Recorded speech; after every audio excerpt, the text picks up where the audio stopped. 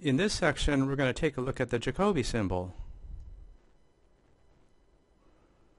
So first, we'll define the Jacobi symbol, which is a generalization of the Legendre symbol. We'll look at its properties. We'll try to repeat the same type of properties we had for the Legendre symbol. We're going to evaluate negative 1 over q and 2 over q. Now we did this for the Legendre symbol, but now we want to do it for a general odd integer q. We'll take a look at the law of quadratic reciprocity again, but this time for any two odd integers. So in the theorem we proved last time, the top and bottom had to both be prime entries. And then finally, we'll look at a Euclidean type algorithm for evaluating the Jacobi symbol. Okay, first, what's the shortcoming of the Legendre symbol? So suppose that we wish to evaluate a over p, where p is some prime, where p is a large prime and a is less than p. How should we proceed doing this? So first of all, could we use quadratic reciprocity? Well, we could not use the version we had last time. Why not?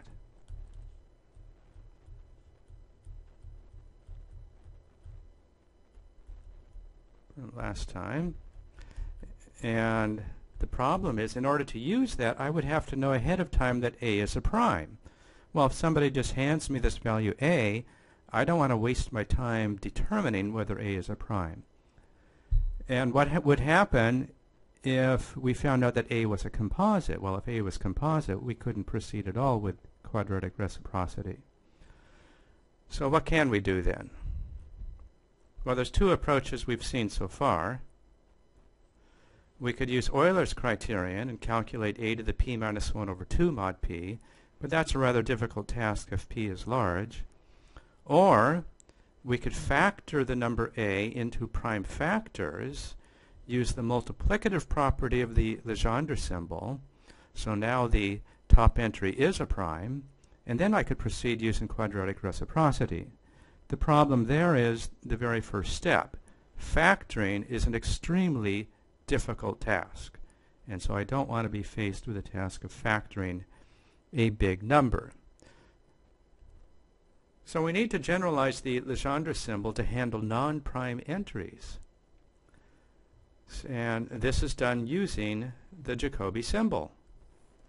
And then we want to investigate whether with this new symbol the same properties we saw for the Legendre symbol will hold as well. In particular, we need to generalize the law of quadratic reciprocity to handle non-prime entries. So we want to be able to handle a over b, where a and b are odd numbers, and just be able to flip it, so I don't need to worry about the shortcomings we saw in the previous slide. Okay, so here's our definition of the Jacobi symbol. That p and q be integers, relatively prime, and q be a positive odd integer with prime factorization, product I equals 1 to k of q sub I. And these primes need not be distinct. Then the Jacobi symbol for p over q is just defined to be the product over the different prime factors of capital Q. So the product as I goes from 1 to k of capital P over little qi.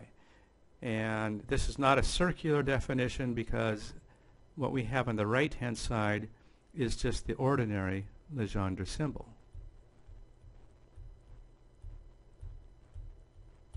Right, the bottom part is a prime, and so this is just plus 1 if capital P is a square, and negative 1 if capital P is not a square. So note, if capital Q is a prime, then the Jacobi symbol is exactly the same thing as the Legendre symbol. 2. If capital P over Q is negative 1, then I claim it is addressing this question of whether capital P is a perfect square, mod Q, or whether capital P is a quadratic residue. And in this case, the answer is no. If capital P over Q is -1, then capital P is not a quadratic residue. It's a quadratic non-residue mod Q. And why is that? So P over Q equaling -1, going back to the definition, means that at least one of these terms must be a -1.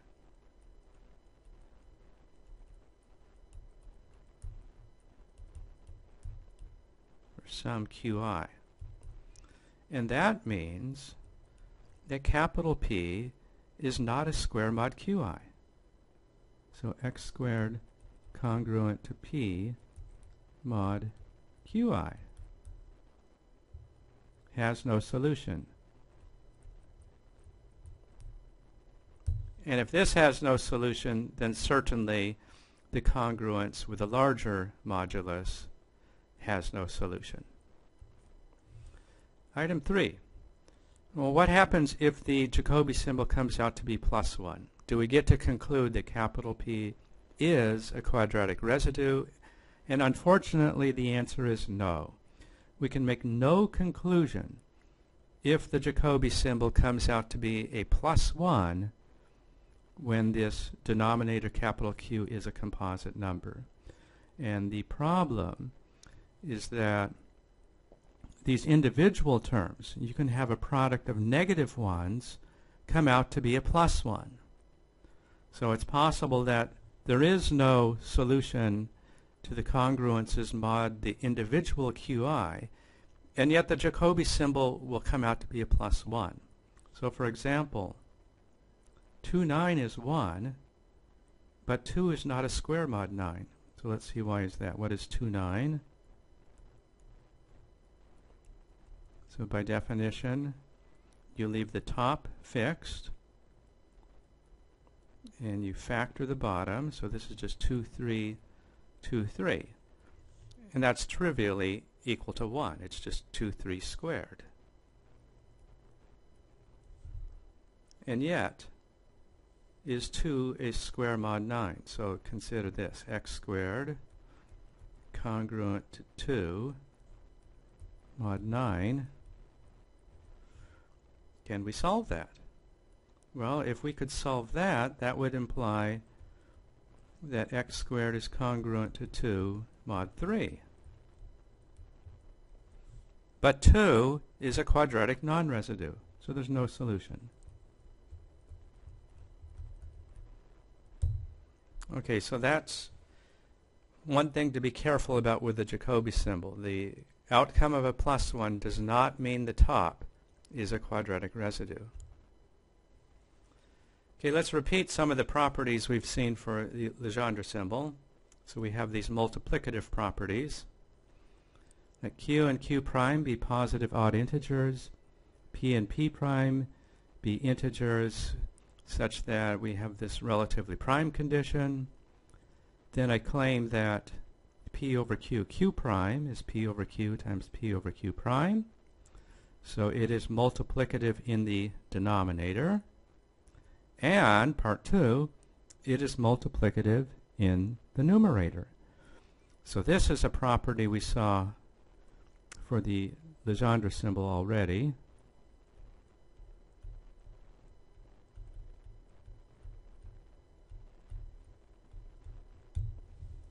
Part 3, if we have a perfect square on the bottom or a perfect square on the top, the Jacobi symbol comes out to be +1, and that's a trivial fact. And then part 4, if P prime is congruent to P mod Q, then P prime over Q equals P over Q. In other words, the value of the Jacobi symbol only depends on the residue class of the top quantity. So they're very straightforward properties, just following from the definition. So let's say we have some factorizations for Q and Q prime.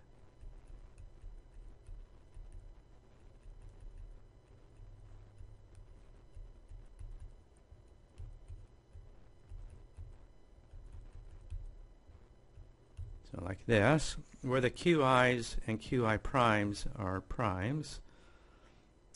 And then we calculate P over Q prime by definition of the Jacobi symbol.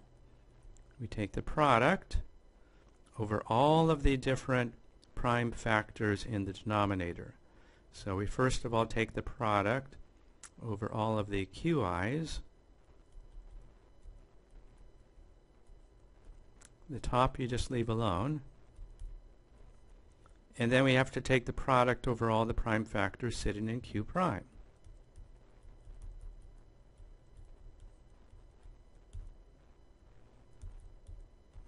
But this is exactly what we mean by capital P over Q times capital P over Q prime. And that again is just the definition of these two Jacobi symbols on the right-hand side. Part 2. Again, we've got to break up, just use the definition of the Jacobi symbol. So what does P prime over Q mean? So by definition, you take the product over the prime factors of capital Q.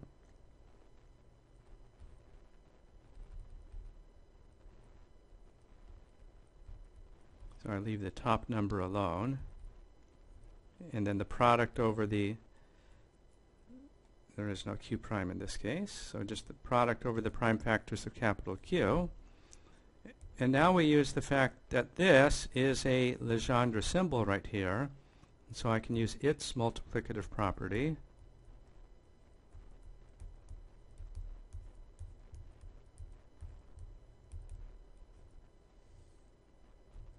And then just break this up as two products. So you have the product over the with capital P on top,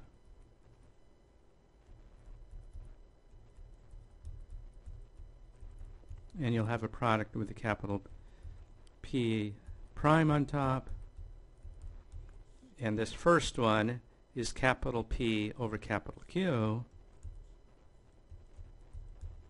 while the second one is capital P prime over capital Q.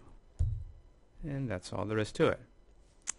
Property 3 is immediate from properties 1 and 2. You can just think about that briefly.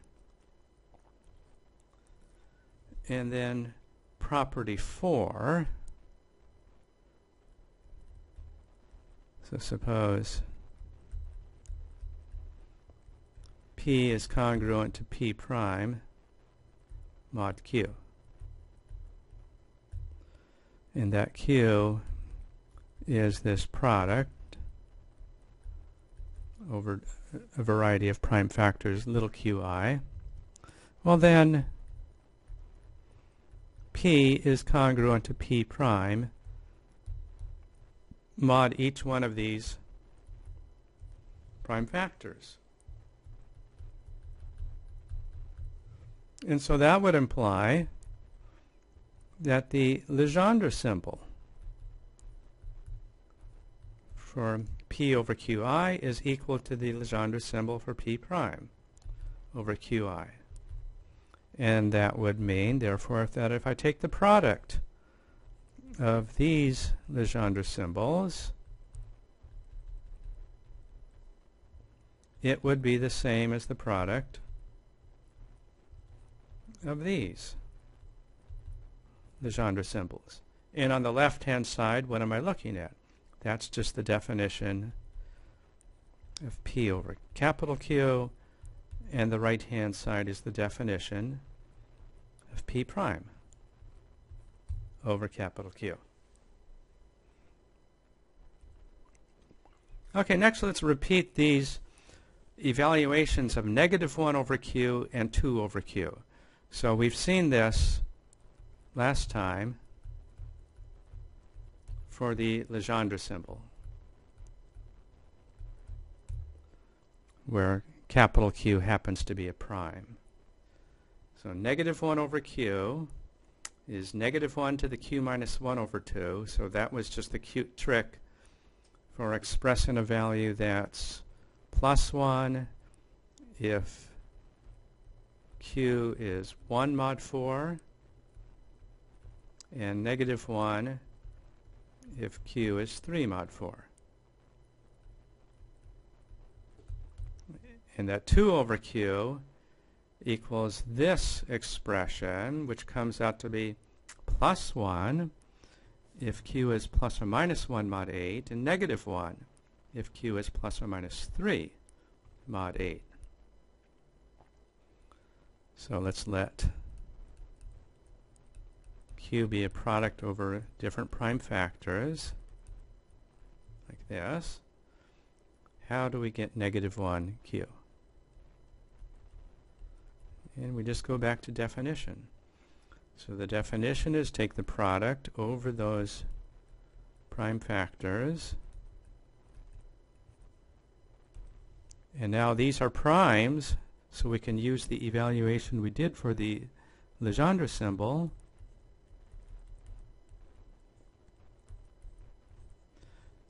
And so that's negative 1 to the Qi minus 1 over 2. So notice in this proof, it's very useful to have one formula that accounts for both cases, so you don't have to do lots of different case studies. And then that would just be negative 1 to the sigma Qi minus 1 over 2. Just add up those exponents. Okay, so that's what we get on the left-hand side. And now let's look at the right-hand side.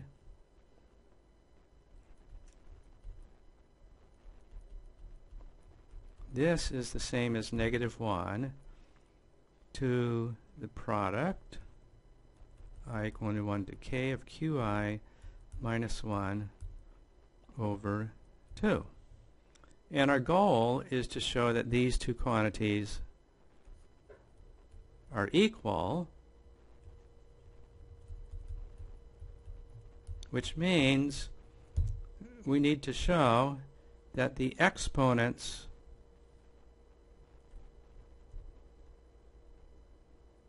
are the same parity. So I need to show that sigma I equals 1 to k Qi minus 1 over 2 is congruent to this quantity.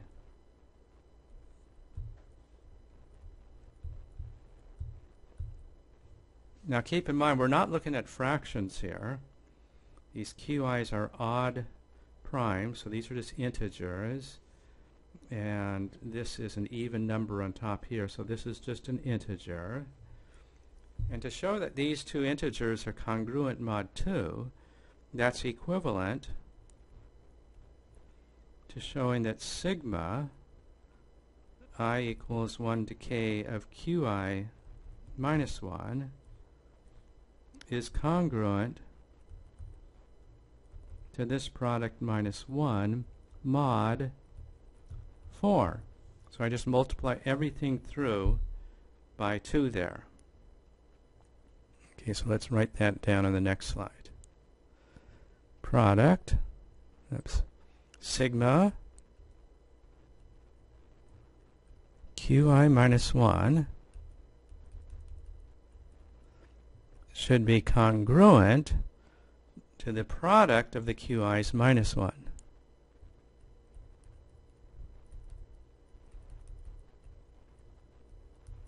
Mod 4. Okay, now, why is this true? So these Qi values are odd numbers.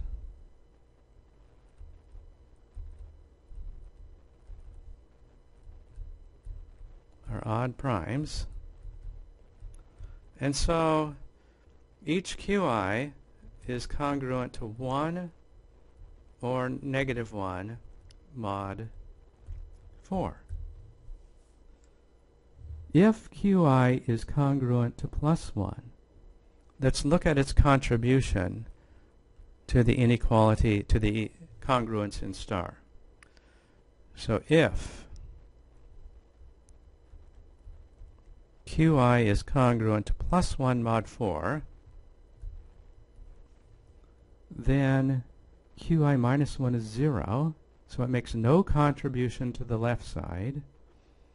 And qi is just 1 in this product. So remember, this product is like that. It's the product of the qi's minus 1. So if qi is 1 mod 4, then it makes no contribution to either side.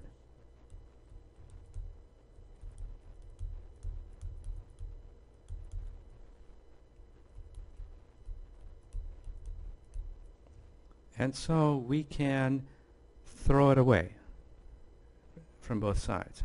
And so we can eliminate it.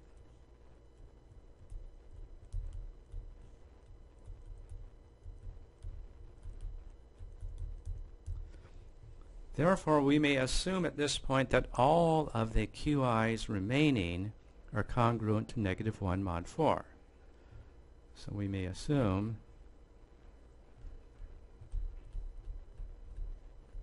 now that all q sub I are congruent to negative 1 mod 4. So we have k primes, and they're all congruent to negative 1 mod 4. Then the left-hand side comes out to be what?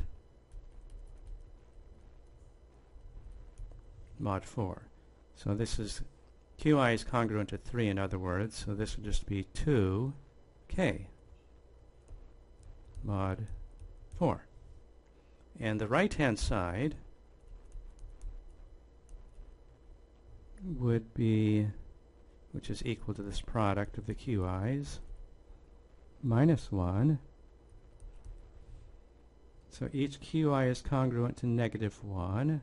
So that would be negative 1. How many terms do we have? I'd have k terms minus 1 mod 4. Okay, now we're hoping these come out to be equal. So let's see what happens. If k is an even number,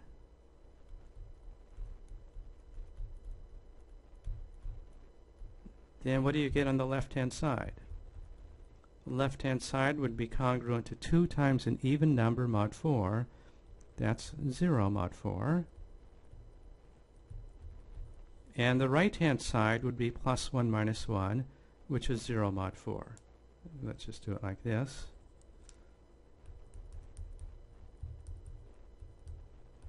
So we have agreement. And if k is odd, then the left-hand side is 2 times an odd number, which comes out to be 2 mod 4.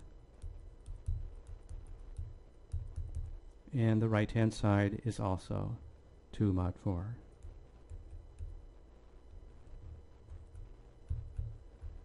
And so in both cases, we're getting agreement, and so we have established that star is, in fact, a true statement. So we got a QED at this point. Okay, next.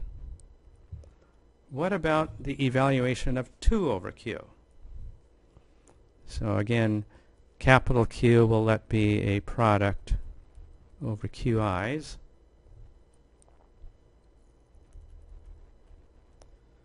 And then 2 over capital Q, by definition, is the product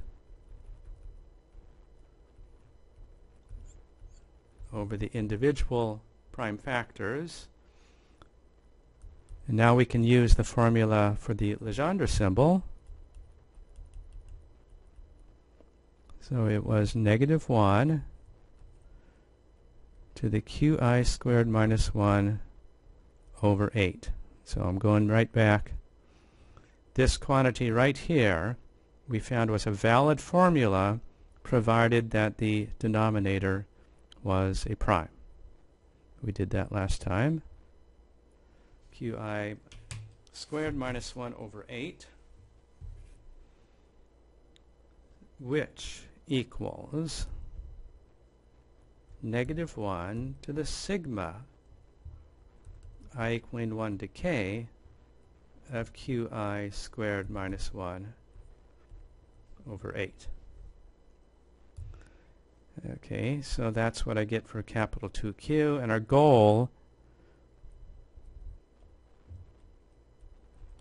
is to show this equals what? Negative 1 to the capital Q squared minus 1 over 8. So this time, we need to show that this exponent is of the same parity as this exponent. So we need to show that sigma I equals 1 to k qi squared minus 1 over 8 is congruent to capital Q squared minus 1 over 8 mod 2.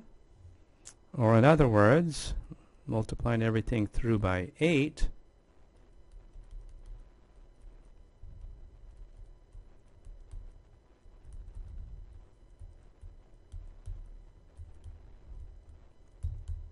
that we have this identity right here. Sigma qi squared minus 1, and that would be in parentheses like this, is congruent to q squared minus 1 mod 16. Now when you square any odd prime, you always get 1 mod 8. Right? Now qi squared is congruent to 1 mod 8. 1 squared, 3 squared, 5 squared, 7 squared.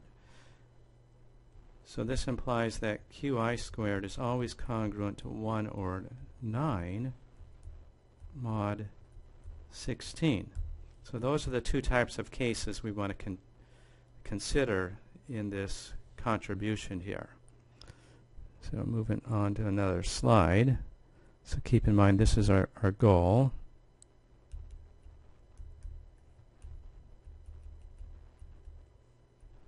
And let's put in the definition of capital Q. So capital Q is the product of the QI's, and I want to square that and subtract 1.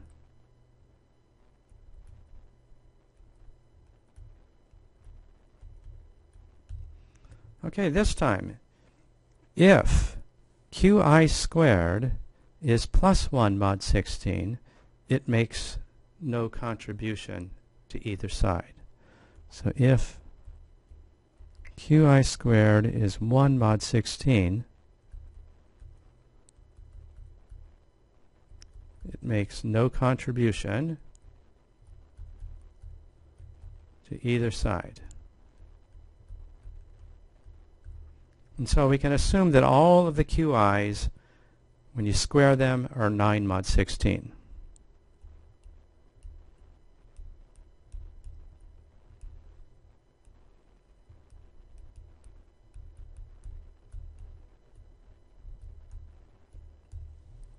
So what do we get for the left and right hand sides?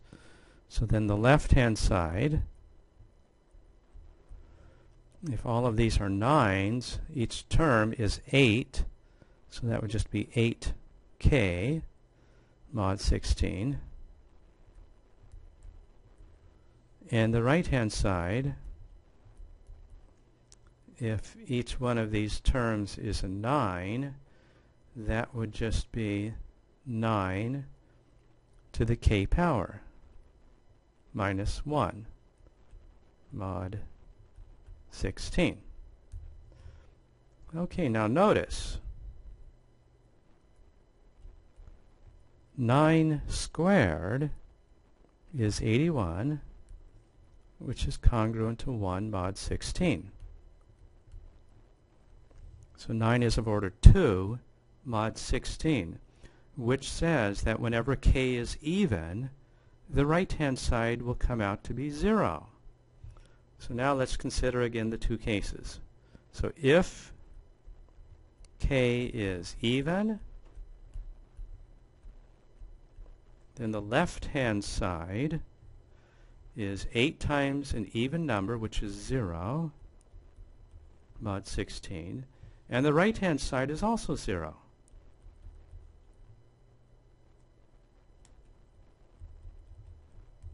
So we get agreement. If k is odd, then the left-hand side is 8, or 8 times 3, which is again 8. It's always going to be 8 mod 16. And the right-hand side, if k is odd, would just be 9 minus 1, which is also 8.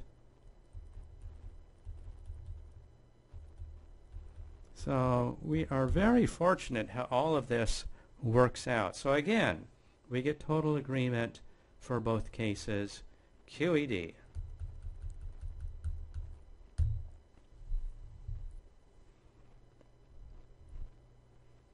Now let's turn to the general law of quadratic reciprocity. So I let P and Q be any odd positive integers that are relatively prime.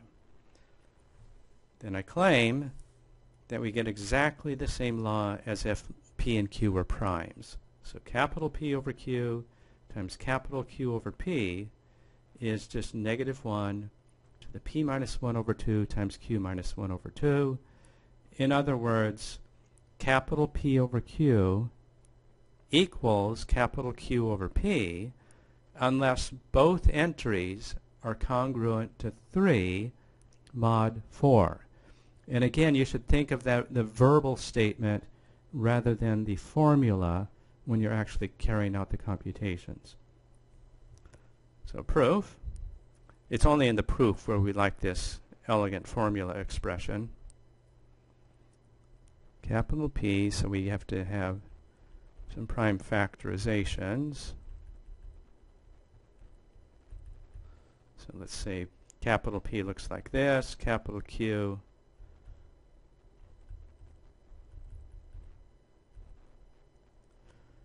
looks like something else. Let's give it a new index system. QJ, say, where these are prime factorizations. And just calculate P over Q times Q over P. So P over Q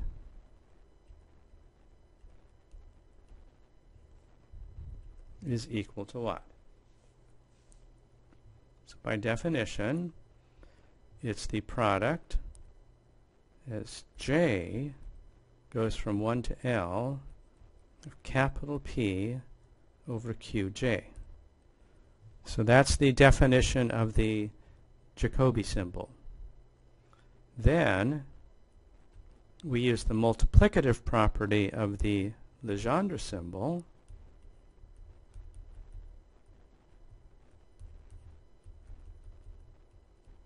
and break this P into the product of the little pi's. So it becomes a double product. And then we introduce the flipping process.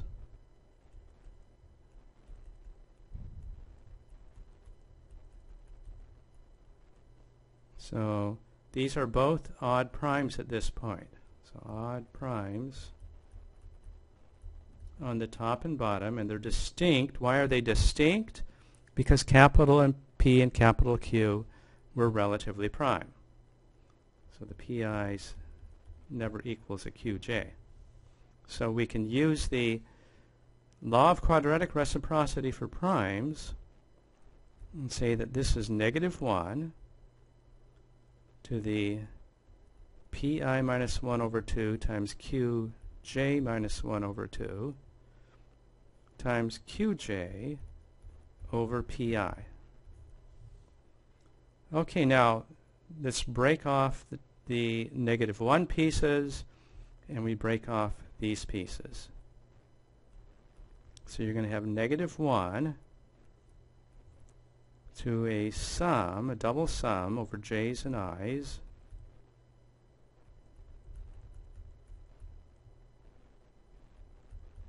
like that. because you're having negative 1 to a bunch of different powers, and we just add up all of those exponents. And then you'll have a product over the qj over pi's. And what's that going to equal? Well, if we just reverse the two steps we did up here, that's just going to boil down to capital Q over capital P. So the whole task is to show that this quantity right here is going to be the same as the quantity in the theorem. So we need to show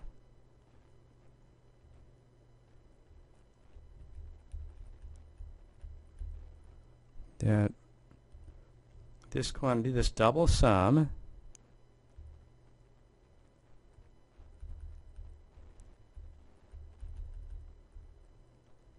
pi minus 1 over 2 qj minus 1 over 2 is congruent to capital P minus 1 over 2 times capital Q minus 1 over 2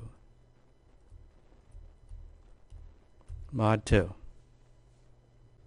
Or in other words, this left-hand side is sigma I equals 1 to k pi minus 1 over 2 times sigma j equals 1 to L of qj minus 1 over 2. That this is congruent to p minus 1 over 2 times q minus 1 over 2 mod 2.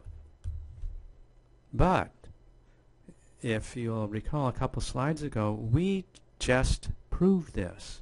So we showed when we did the negative 1 over p evaluation that this term right here is congruent to p minus 1 over 2. We showed that sigma I equals 1 to k pi minus 1 over 2 is congruent to capital P minus 1 over 2 mod 2. And similarly for the sum of the QIs. And so we're done. You can just turn back a couple slides. I'll do that in a second here to remind you. So when we did the evaluation of this, that this is true and this is true, and so we are done.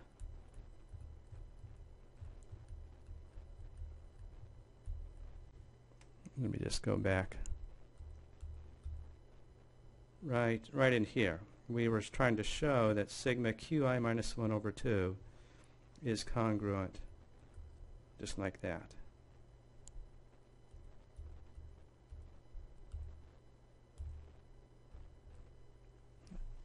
Now,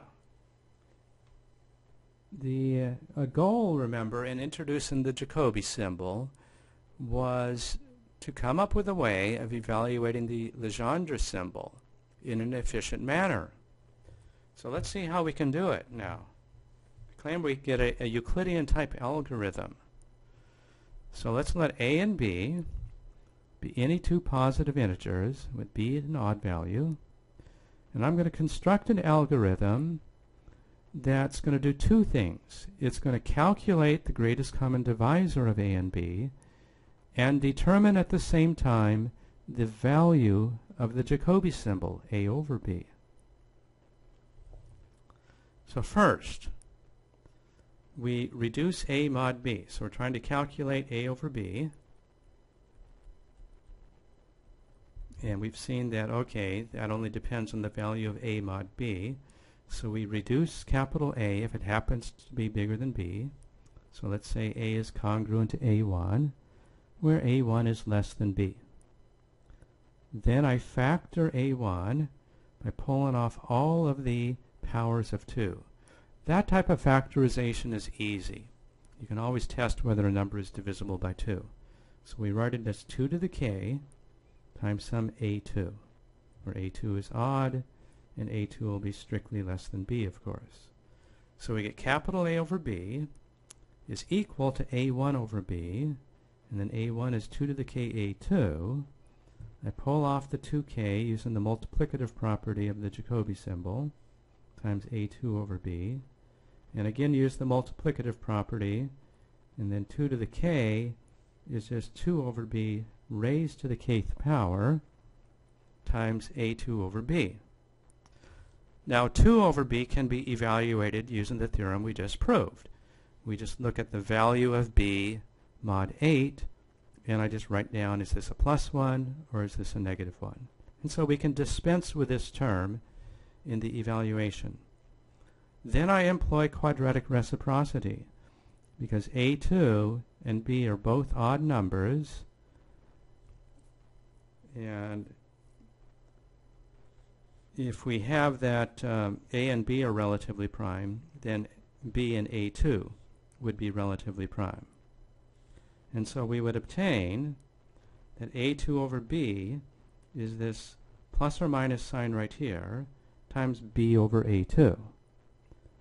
And now B is the big number, A2 is the small number. And so I want to divide A2 into B and reduce B mod A2. It's exactly the type of thing we do in the Euclidean algorithm. Okay, note also that since B is odd, A is congruent to A1, and A1 is 2 to the k A2, we get the following. The greatest common factor of A and B is the same thing as the greatest common factor of A1 and B, and that's following from this congruence right here. And then A1 has a power of 2, but B is odd, so I can just ignore the power of 2 in A1, and we get GCD of A2 and B, which is the same thing as the GCD of B in A2. And so the greatest common factor is remaining invariant under this reduction. And so now we repeat the process.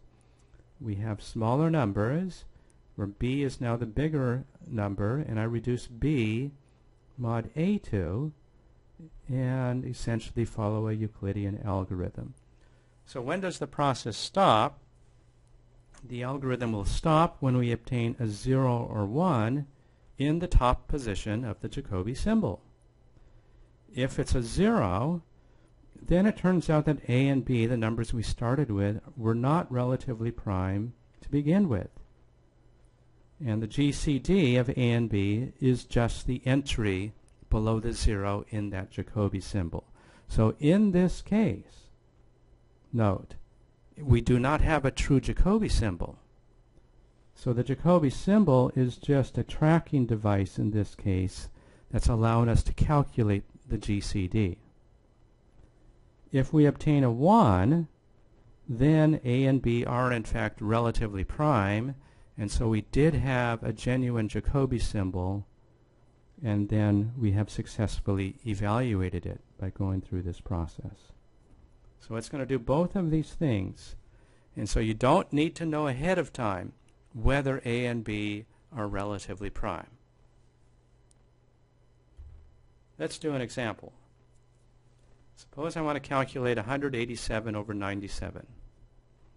Step 1. Reduce 187 to its least residue mod 97, so that's just 90 more. Mod 97. So I say 187 over 97 is 90. Pull off the biggest power of 2 that you can. In this case, we just have 2 to the first power. So I break up 90 as 2 times 45. Evaluate the 2 over 97 symbol. So 2 over 97. 97 is what mod 8? So it's 88, 96. This is 1 mod 8. And so 297 is 1.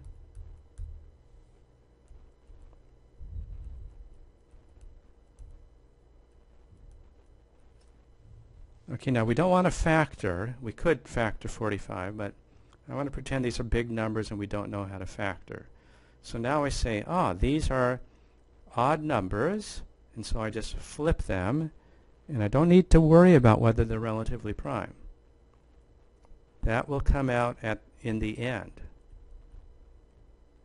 So I just flip them, but I do need to decide whether to introduce a negative sign when I do the flip. So 45 is congruent to 1 mod 4, and that's all I need to know. The only time you introduce the negative sign is if they're both 3 mod 4. So there's no introduction there. And then I reduce 97 mod 45.